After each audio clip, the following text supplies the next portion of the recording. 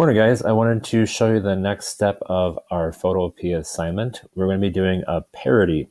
Now, a parody is a piece of art that takes something that currently exists and kind of makes fun of it.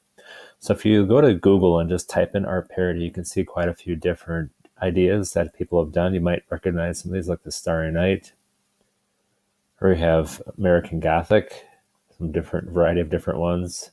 Mona Lisa, of course, is also very famous artwork that's been parodied.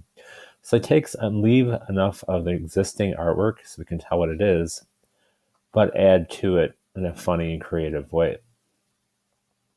So for today, you're going to be making a parody of your choice. So we're using Photopea again. So this is one that I put together. So I have Starry Night combined with some things from Zelda, Star Wars, and Metroid. Now, what you want to do first is to find your images. So I do have a few YouTube videos and some other links that might be helpful for you. So if I was going to do Starry Night again, so go to Starry Night for images. Now what you're looking for is an image that does not have the little tag that'd be a product to order something. So if you look at this one here, if I click on it, if you look in the corner of the picture, when you hover over it, it will give you a resolution number. You want the resolution to be at least 1000. If it's very small, it's going to get pixelated very easily. So I'm going to collect this image. I'm going to right click if you're using a mouse, save image as, or if you are using your touchpad, do a 2-finger tap and save image as. It's going to pop up with a dialog box, what you want to call it, and where you're going to save it.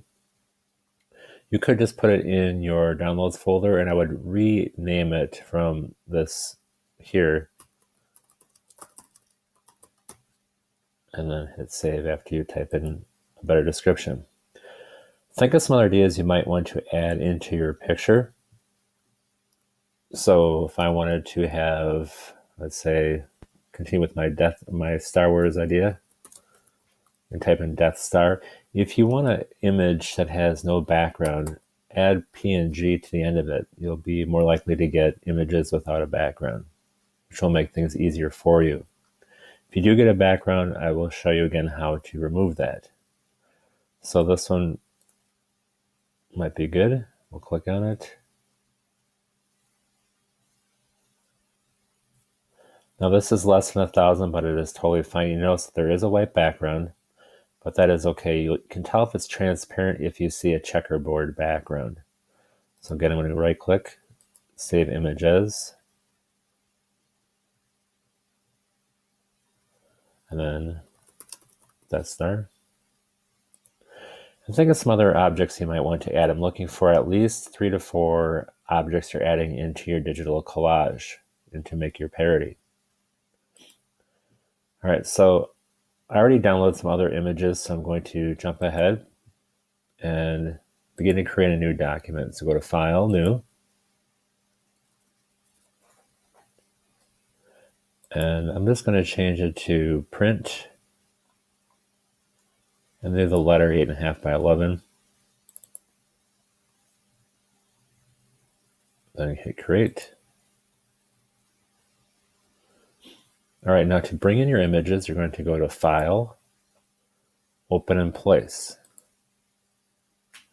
That's going to ask you where you put your file. Here's a Starry Night image.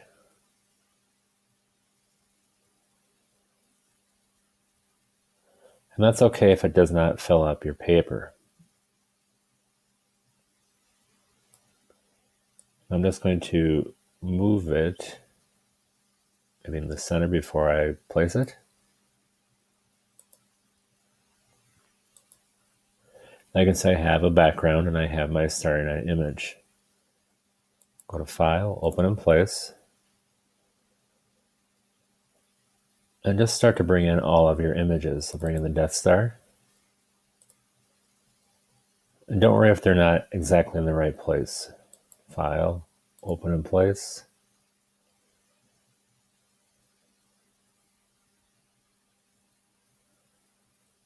And I'll bring in the Metroid.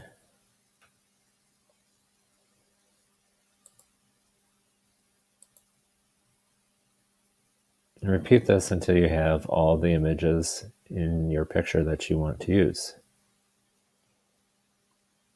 And bring in one more.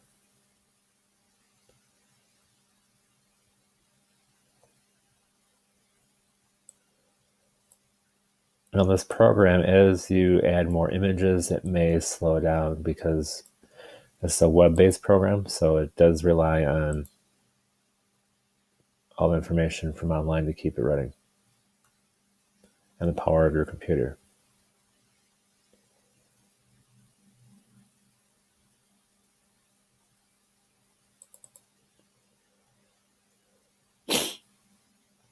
I did not do file open in place, so you notice it opened up into a new document. I'm just going to close that.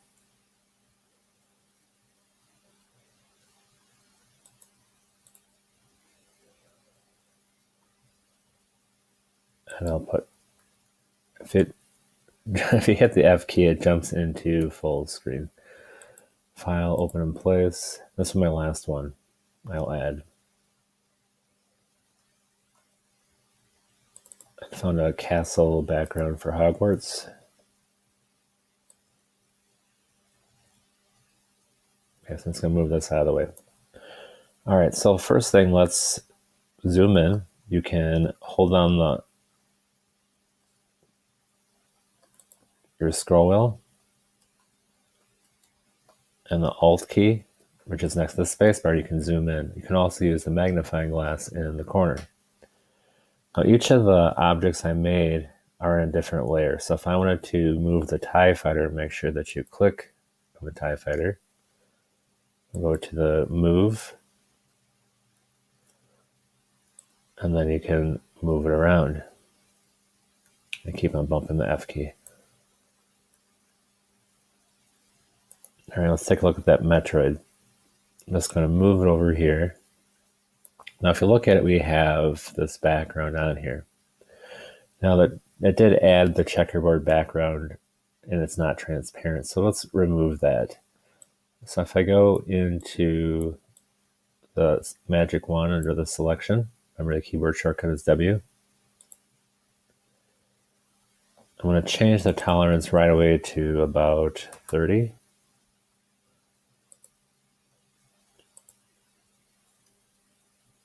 Now if I click on the background, the black and the white are pretty similar, so it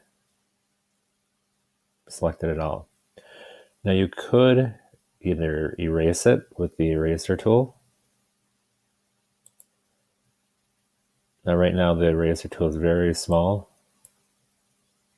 I might ask you for a rasterize, that's fine. You could erase it. Since it's all selected, you could just hit the backspace key. Or you could invert it and create a mask like I showed you yesterday. Now this will be just fine just to delete the layer or the background. Now, right now to deselect it, we're going to go to select, deselect, or Control D. So now we get rid of the background. Another nice shortcut for moving around your paper is to hold down the space bar. Then you can kind of brings up a hand where you can grab it. Now we want to take a look at the Death Star. So click on the Death Star layer. Move, which is also keyboard shortcut V. And let's remove the background for this one. So we'll use the magic wand again. And this should not be a problem at all because it's all white. So if I click, say it's selected all the entire background.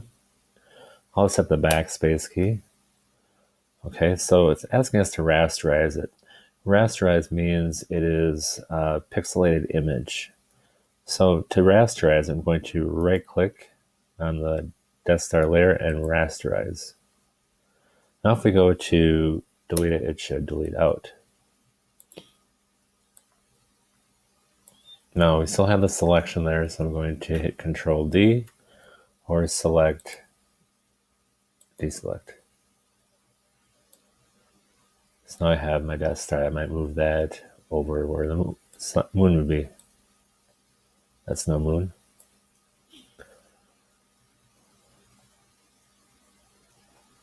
All right, now I have the Hogwarts Castle. Again, we'll remove background.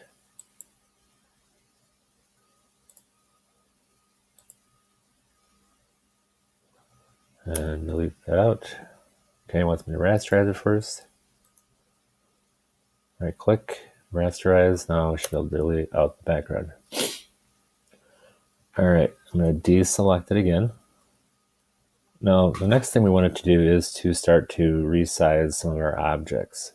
So I want to make the Hogwarts Castle a little bit bigger. So I'm going to go up to my Move tool. I'm going to click Transform Tools. That brings up my handles. I'll hold the Shift key, remember, when you resize something so it does not get distorted. And I might have... We'll see how that looks once it's...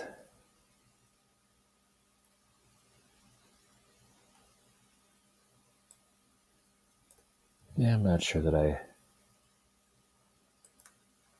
like how that looked. I think I might have deleted too much of Hogwarts Castle here. Now I could go back up to my history if I wanted to.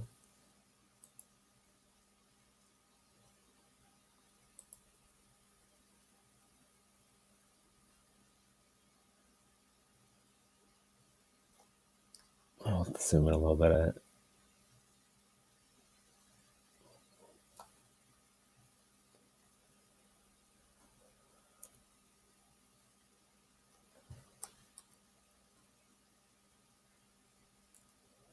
Try resizing again.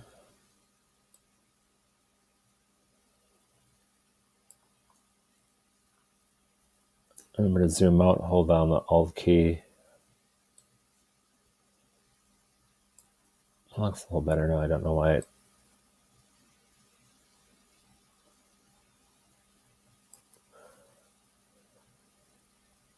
I don't want to cover up too much. Watch me really have technical difficulties here. Hold the Shift key.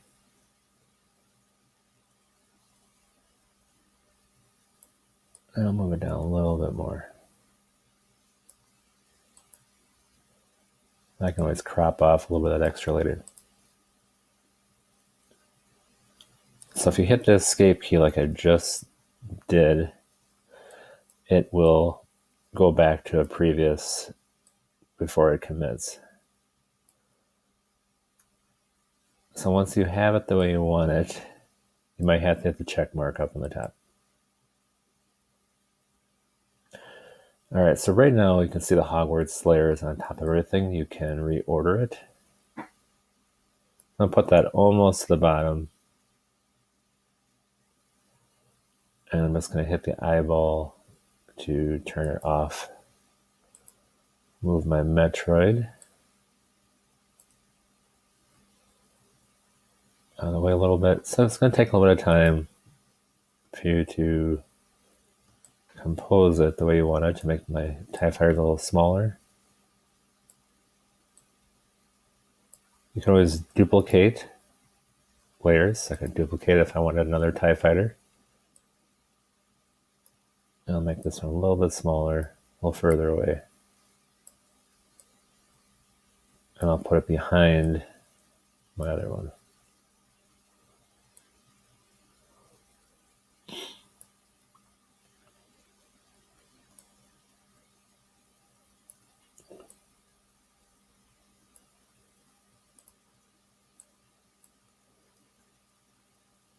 So I'm just going to resize things a little bit.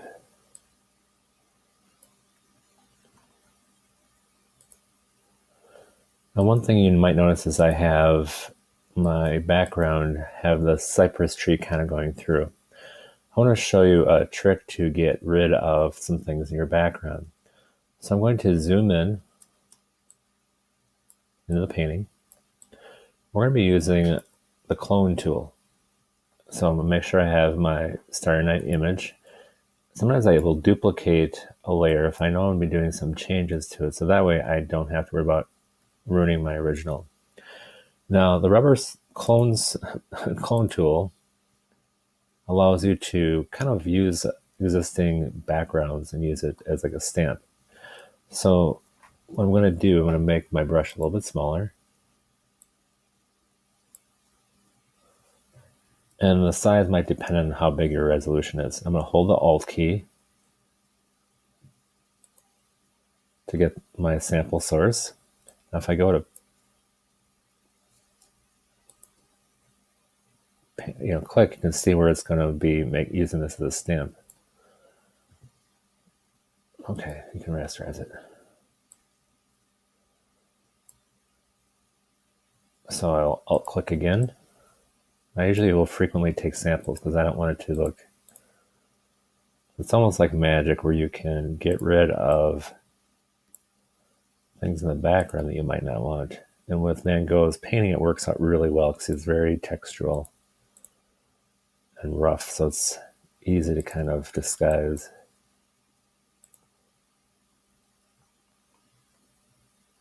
So I continue to get samples. You can hold the mouse button down and paint, and you can see where it's sampling it from. I'm going to take a new sample.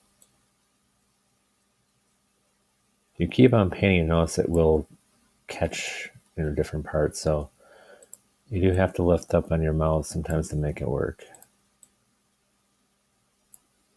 I might take some from the other side.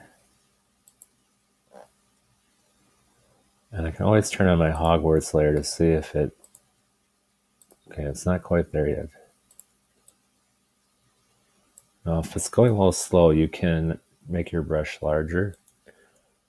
If you use the bracket key on your keyboard, you can also increase the size of your brush, which is almost above the Enter key.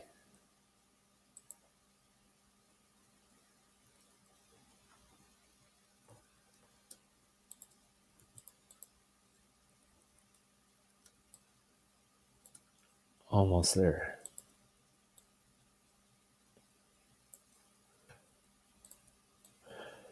There's a lot to this program, so don't feel nervous to explore it. There's filters, different effects you can do. There's even a pointillism filter, which might work. Just kind of be aware if you go into the filters, it often can create a lot of stress in your computer. So I have had my Chromebook lock up because I was pushing it a little bit hard with a lot of images and filters and so forth. All right, let's see what it looks like. So I covered it up. I'm not sure if I like my Metroid there. So I'll click on the Metroid layer, Move tool.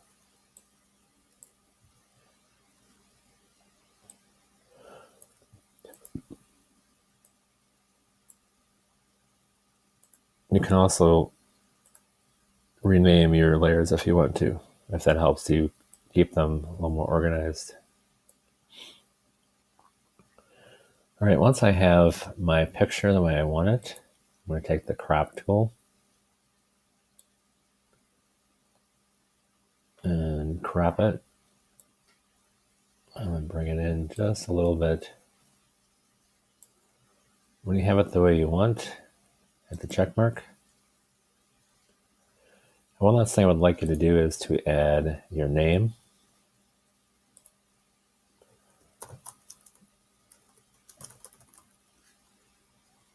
Now I made mine white, but you can change the color up on the top. Change your fonts, which does take a little bit for it to open. You can get a preview of your fonts.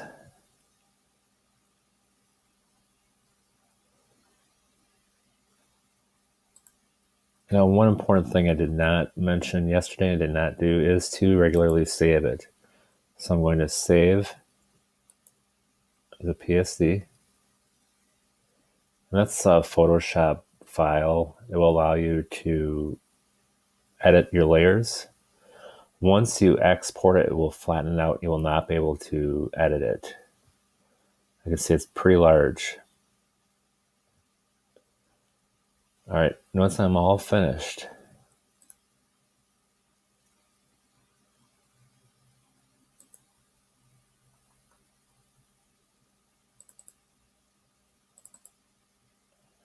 for some reason it moved my text, probably because I didn't hit the check mark.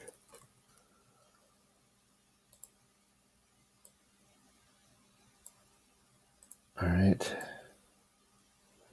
go to File, Export as JPEG. Art Sony will not be able to accept a PSD, so you do have to export it as a JPEG. It's going to give you some questions about quality. You can just hit save. All right, then I'm going to go into my Art-Sonia and upload it into the Photopea digital collage project. I hope you guys have fun with this. Don't be afraid to check out the filter gallery or any other tools that are on here. Hope you guys have an excellent day.